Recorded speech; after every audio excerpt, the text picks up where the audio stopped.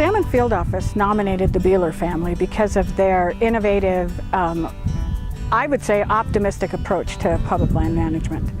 He and the entire family manage their lands on their public allotments just as intricately as they do on their private lands. And it's a nice combination to have. We got this place, and in 1991, the adjoining property came up for sale. So another decision had to be made. And we couldn't really afford it unless I exited the teaching profession, took our Percy retirement, put it into the ranch, and we did it. And so we were introduced into ranching and public lands ranching. As for their upland management, when you have healthy rangelands for cows, you have healthy rangelands for deer and elk and pronghorn and pygmy rabbits and sage grouse and whatever else happens to be living out in the areas.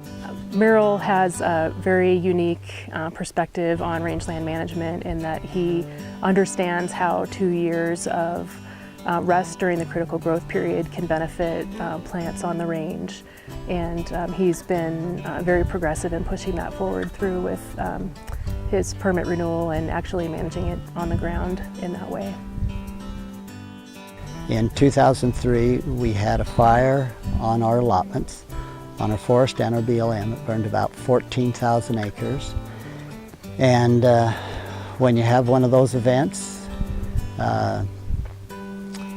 you begin to evaluate things. You look at things differently and you wonder, you know, how am I going to stay on the landscape, or if we are going to stay on the landscape.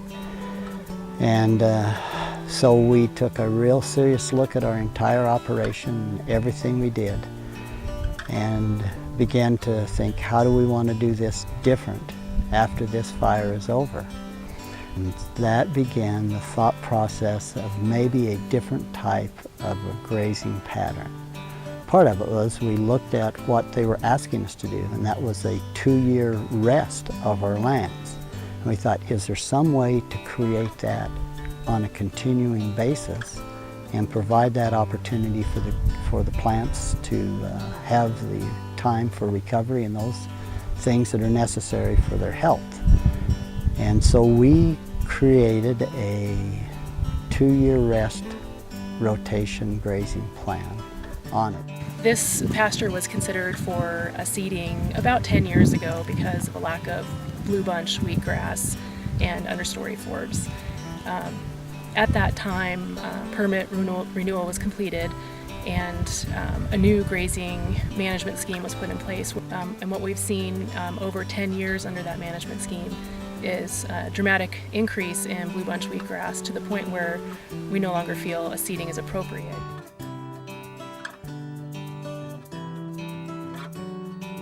Merrill and his family have spent a lot of time and effort trying to think of creative ways to mix his agricultural practices with restoration work in the Lemhi Valley.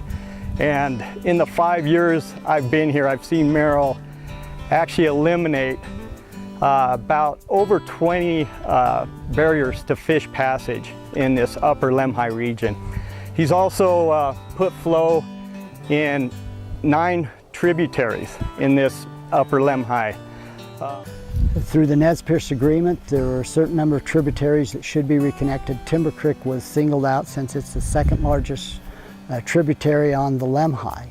Little 8 Mile Ranch, who has the second oldest water right on Timber Creek, and ourselves, we got together and said, hey, what if we were to release our water down Timber Creek and then pump it back from the river? And today we have 6 CFS going to the Lemhi River.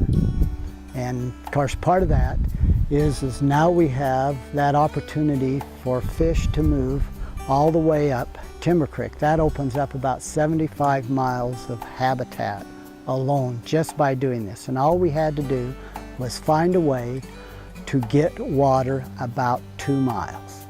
Behind me, one is a pond, if you see over my shoulder, and this was previously developed as an irrigation pond to supply water. and it captured spring water, and it got real hot in the summer, and it put hot water into Little Springs Creek, which is not good for cold water fish. And so we developed a project to essentially reroute most of the spring water around the pond while still keeping the pond, and actually developing the pond as lateral habitat for fish, which is important for their growth and their survival. And that was completed in 2010. Another project that we kind of collaboratively did, and this is all done obviously with landowner support, was to exclude these areas that were previously grazed by cattle. And so we did that. We fenced them and we excluded a fairly large area. And so we worked with the landowner and the ranch manager to ultimately provide them with the infrastructure to better serve previously irrigated acreage, so they get better.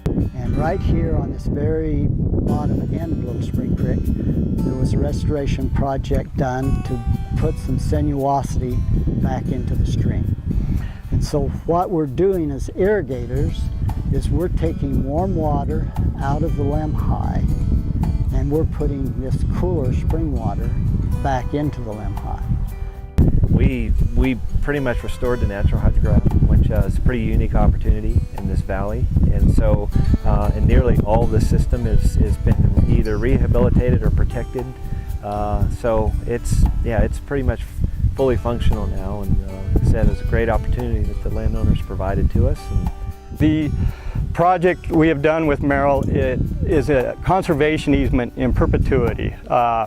It will be here long after Merrill and I are not here, and it will protect 2,300 acres along this upper lemhi, these springs, and these important tributaries. There have been so many restoration projects that have required the cooperation of landowners across that whole landscape. And one other really neat aspect of these projects is not only has it benefited the community economically with all the restoration projects that we've done, it's brought in millions of dollars in contracts into this local community. But it's neat to see Merrill and his family actually increase their profit margins during this period of doing this restoration work. The biggest benefits for the entire community of the Beyeler's way of ranching is just the example that they're setting. They're seeing a successful, profitable ranch that's able to work in conjunction with the federal permits on Forest Service and BLM, stay profitable as well as take care of the resources. So I think the biggest success there is the example that they're setting for their neighbors and for everybody in the community. And there's some things and some values that are on the landscape that are just important to us.